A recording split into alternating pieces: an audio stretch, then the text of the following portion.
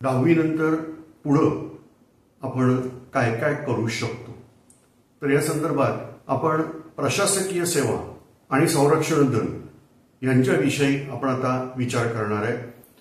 सगळ्यात पहिल्यांदा आपण विचार करणार आहे ते म्हणजे संरक्षण दलाचा। तुम्ही जर बघितलं असेल तर कुठच्याही देशाला संरक्षणाची नितांत आवश्यकता आहे आणि हे संरक्षण हे स्वतःच्याच हिमतीवर करता आलं पाहिजे। आणि मग यासाठी प्रत्येक देशाला हे आद्य कर्तव्य असतं की आपल्या संरक्षणाची व्यवस्था करणं।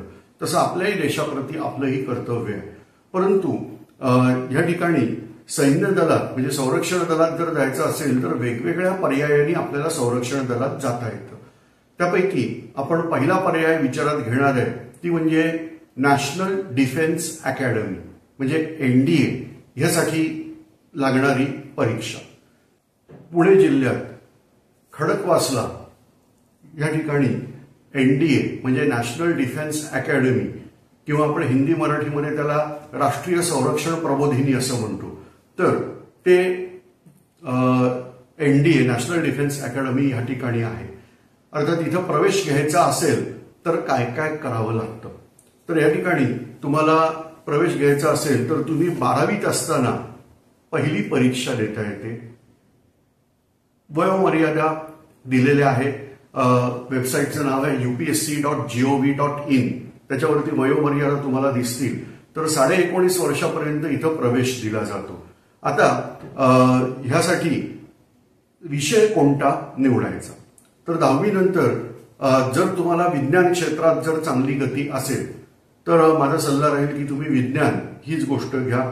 आजकाल ते इंटिग्रेटेड वगैरे आलेले आहे तर त्याची गरज नाही, किंवा 2 सब्जेक्ट काढायचे आणि एकच सब्जेक्ट घ्यायचा तर अशाची गरज नाही। Plain PCMB physics chemistry biology आणि मॅथमॅटिक्स असं कॉम्बिनेशन सायन्सला आपण घ्यायचं। त्याचा फायदा तुम्हाला सांगतो कसं आहे की NDAच्या परीक्षेमध्ये आपल्याला फिजिक्स केमिस्ट्री बायोलॉजी हे 3 विषय आहेत आणि मॅथमॅटिक्स एक स्वतंत्र विषय आणि त्याच्यामुळं आपल्याला ह्या सगळ्यांचा नीट अभ्यास करायचा असेल तर प्लेन सायन्सला 10वी नंतर जायचं। आता बघा त्याच्यात काय असतं की तुम्हाला जर एअरफोर्स किंवा नेव्ही या दोनपैकी एका विंगला जायचं असेल तर अशा वेळेला तुम्हाला 12वी मध्ये फिजिक्स केमिस्ट्री आणि मॅथ्स या तिघांमध्ये 70% मार्क कमीत कमी असले पाहिजेत आणि एका विषयात 50%पेक्षा कमी मार्क नको। आणि मग NDAच्या परीक्षेत तुमचा स्कोर हाही उत्तम असला पाहिजे। मग अशा वेळेला आपल्याला एअरफोर्स किंवा नेव्ही या विंगला प्रवेश मिळतो। पण समजा एखाद्याला सायन्स आवडतच नसेल, मग अशा वेळेला काय, तर अशा वेळेला आर्ट्स कॉमर्स यापैकी कुठच्याही विषयामध्ये तुम्ही जाऊ शकता।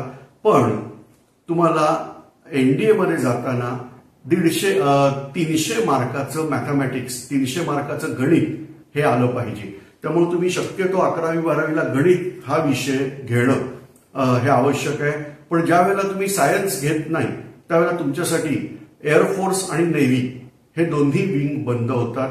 तुम्हाला फक्त म्हणजे मिलिटरी सैन्य दलासाठी फक्त तुमचा विचार हा केला जाऊ शकतो NDAतून। तर त्यामुळं 10वी नंतर सगळ्यात पहिली गोष्ट आपण लक्षात ठेवायची की आपल्याला सायन्सला ऍडमिशन घ्यायची आहे जर एअरफोर्स आणि नेव्हीत जायचं असेल तर।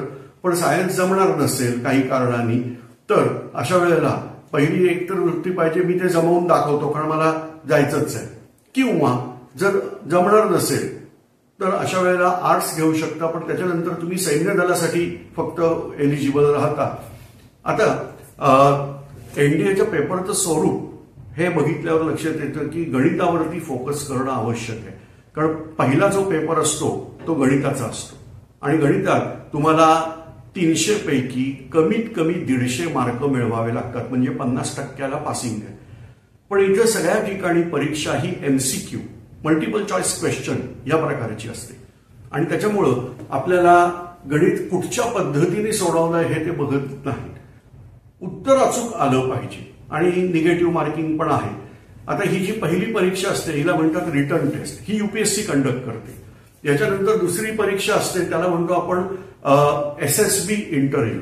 तर हा सर्व्हिस सिलेक्शन बोर्ड आहे त्यांच्या मार्फत ही परीक्षा म्हणजे हे जे इंटरव्ह्यू असतो हा 5 दिवसाचा प्रोग्राम आहे तर हा कंडक्ट केला जातो। त्यातून जर तुम्ही एलिजिबल झालात तर अशा वेळेला मग पुढची स्टेप असते मेडिकल, आणि मेडिकलमध्ये जर तुम्ही उत्तीर्ण झालात तर तुम्हाला एनडीए मध्ये प्रवेश मिळतो. हे सगळं आपण आता बघितलेलं आहे. हे फक्त एनडीए या ठिकाणी प्रवेश घेण्यासाठी काय करावं लागतं तर हे फक्त बघितलेलं आहे. हा संक्षिप्त भाग आहे माहितीचा. सखोल अधिक माहिती घेण्यासाठी परत एकदा मी सांगतोय त्याप्रमाणे एकतर QR कोड आहे इथं दिलेला आहे, त्या QR कोडला स्कॅन करायचं तुमच्या मोबाईलमधून आणि त्या लिंकवर पोहोचायचं, किंवा जर तुम्हाला QR कोड स्कॅनर नसेल तर अशा वेळेला ह्याच चलचित्राच्या डिस्क्रिप्शन म्हणजे खालती तुम्हाला वर्णन म्हणून भाग मिळेल, तर त्याच्यामध्ये ह्या संदर्भातले लिंक्स दुवे दिलेले आहेत तर ते बघायचे.